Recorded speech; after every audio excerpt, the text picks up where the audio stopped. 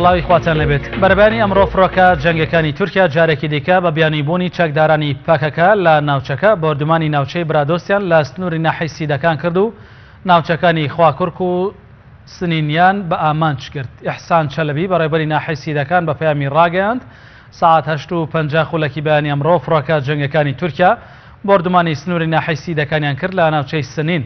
بارەگایەکی پاکەکە کراوەتە ئامانج و بەهۆی بۆردمانەکەشەوە ئاگرێکی گەورە بەرپوش و پاوانی ناوچەکە کەوتووە ناوبرا وتیشی زەرەر و زیانەکان نادیارن چونکە ناوچەکە لە ژێر دەسەڵاتی پاکەکەدایە و بەو هۆیەشەوە تیمەکانی بەرگری شارستانی ناتوانن بچنە ناوچەکە بۆ کۆنتڕۆڵکردنی ئاگرەکە. لە بۆردمانەکەدا دوو فڕۆکەی جەنگی بۆردمانیان کردووە و فڕۆکەیەکی چاودێریش بەسەر ناوچەکەدا سوڕاوەتەوە.